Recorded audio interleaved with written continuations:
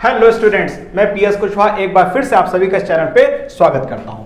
हम लोग पढ़ रहे हैं अप्लाइड मैकेनिक्स चैप्टर 3 मूवमेंट चल रहा है और इस पूरे विषय का आज हम पढ़ने जा रहे हैं एपिसोड नंबर 27। तो आपको बता दें कि ये जो एपिसोड्स हैं ये चैप्टर नंबर 1 से लगातार कंटिन्यूएशन में है।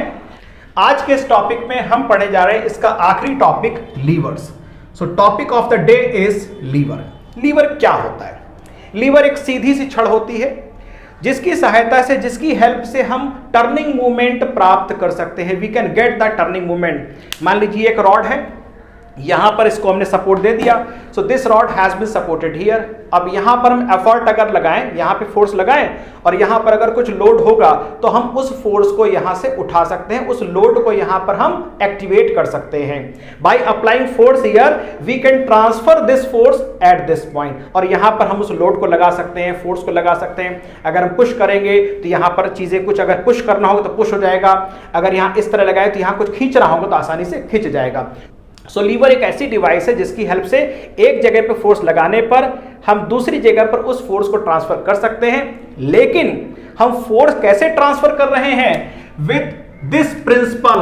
और ये प्रिंसिपल कहता है कि clockwise movement about a fulcrum. Fulcrum किसे कहते हैं? सपोर्ट को फलक्रम कहते हैं। So as per the principle of the movement, किसी एक फलक्रम के सापेक्ष क्लॉकवाइज मूवमेंट की वैल्यू एंटी क्लॉकवाइज मूवमेंट के बराबर होती है किसी एक फलक्रम के लिए।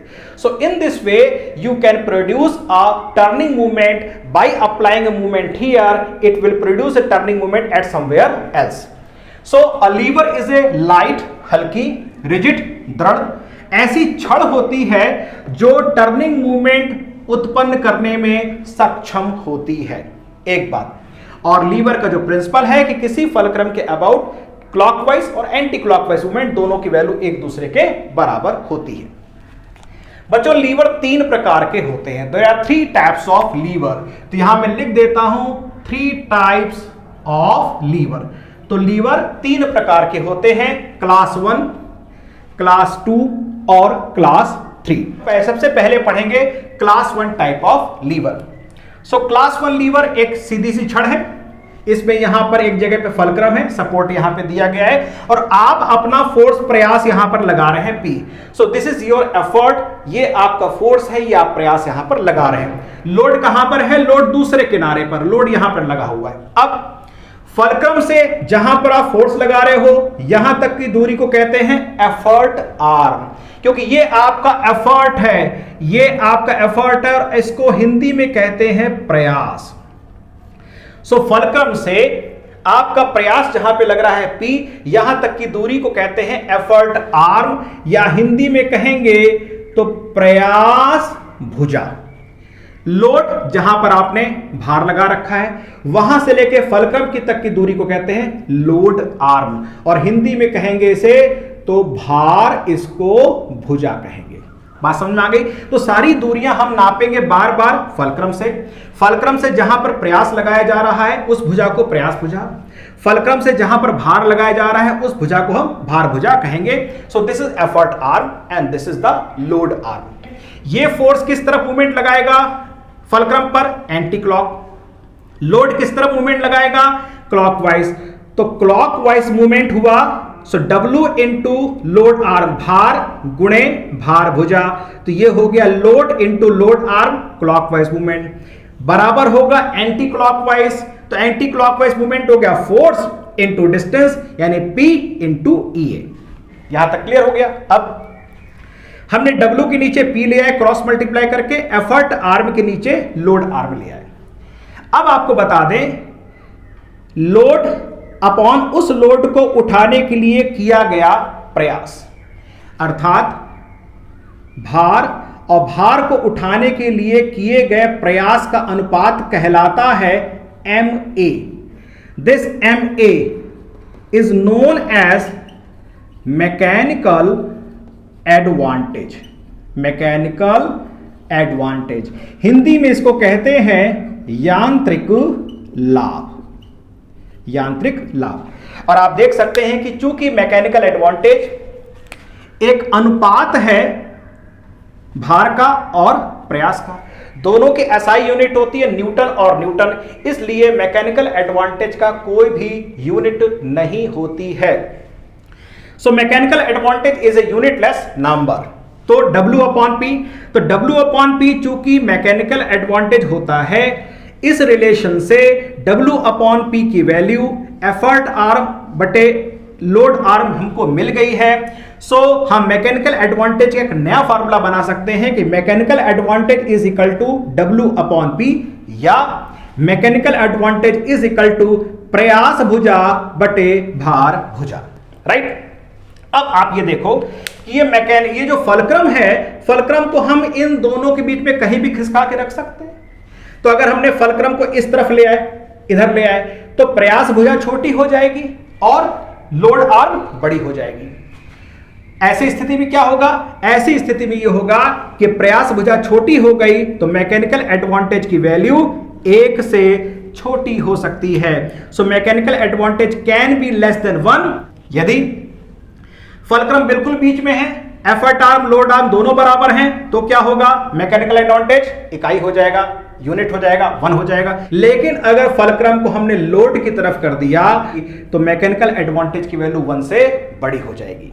तो यहां पर आप समझ लीजिएगा कि क्लास 1 लीवर में mechanical advantage can be less than 1, equal to 1 and even greater than 1. It all depends upon the position of the fulcrum. ये सारा का सारा मामला इस पर निर्भर करता है कि फलक्रम कहां स्थित है। एग्जाम्पल में देखेंगे, आप कैंची को आसानी से देखिए, कैंची बीच में से जुड़ी होती है, तो वो फलक्रम हो गया, एक तरफ लोड होता है, जिस तरफ हम दबाते हैं वो हमारा प्रयास है। सीसा झूला, claw hammer and the crowbar are these are the examples of this class 1 type of lever. Class 1 lever और क्लास 2 लीवर में फर्क क्या होता है? क्लास 1 लीवर में फलक्रम लोड और एफर्ट के बीच में होता है।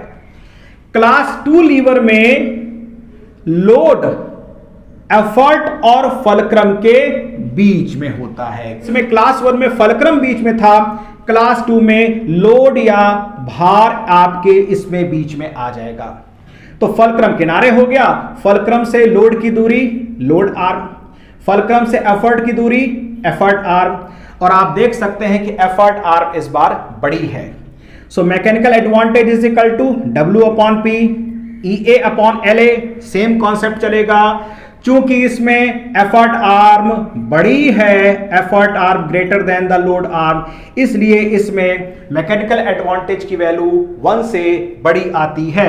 एग्जाम्पल क्या है? नट क्रैकर, नट तोड़ने वाला, wheelbarrow, these are the few examples of this class 2 of lever.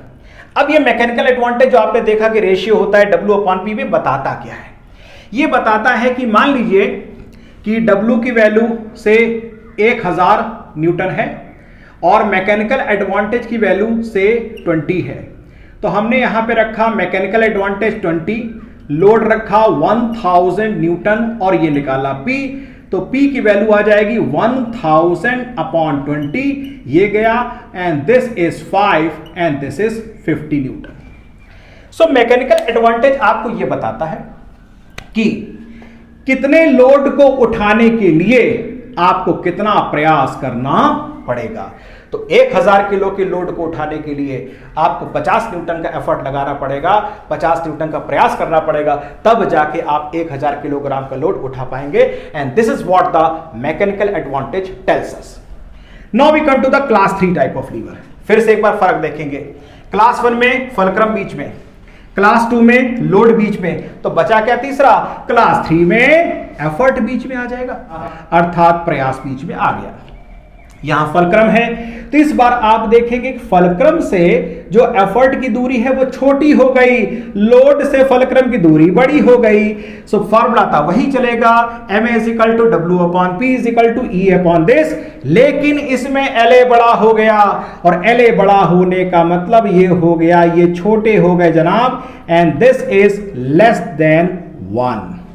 So mechanical advantage इसमें 1 से कम होगा। एग्जाम्पल क्या है? Knife, sugar tong and foot treadle are the examples. That means अगर आपसे ये कहा जाए कि 1000 न्यूटन का, अब इस पे ऑब्जेक्टिव सवाल देखिए, 1000 न्यूटन का आपके पास ये लोड है, इस लोड को उठाने के लिए आपको क्लास 1 के लिए क्या होगा, क्लास 2 के लिए क्या होगा और क्लास 3 के लिए होगा। यहां पे मैकेनिकल एडवांटेज 1 से बड़ा होता है, इसका मतलब कि जो प्रयास होगा वो 1000 से सदैव छोटा होगा। यहां मैकेनिकल एडवांटेज 1 से छोटा है, इसका मतलब कि 1000 न्यूटन को क्लास 3 से उठाने के लिए जो एफर्ट लगाना पड़ेगा वो 1000 से बड़ा होगा। तो यहां पर जो आपको पी की आवश्यकता होगी 1000 से बड़ी होगी, यहां पे जो आपको पी की रिक्वायरमेंट होगी 1000 से छोटी होगी, और यहां पर जो आपको पी की रिक्वायरमेंट होगी वो 1000 से बड़ी, 1000 से छोटी या 1000 के बराबर भी हो सकती है। Because in class 1 type of lever all 3 cases are possible. इस पर बेस्ड ऑब्जेक्टिव क्वेश्चन आपको पेपर में मिल सकता है, और मैं समझता हूं केवल इतनी सी बात आपको याद करनी है। क्लास 1 में कौन बीच में है, फलक्रम।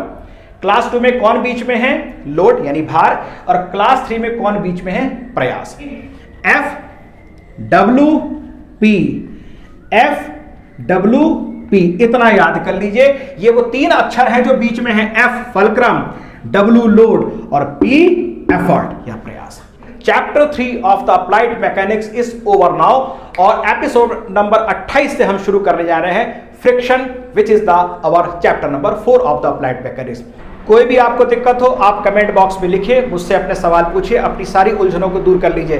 बिफोर एग्जामिनेशन, परीक्षा आने से पहले आपकी सारी उलझनें खत्म हो जानी चाहिए। So till than happy reading, पढ़ते रहिए, और जिस तरह की कोई भी समस्या आपको मैकेनिक्स पे हो आप कमेंट बॉक्स में लिख के मुझे बताइए। Thank you very much.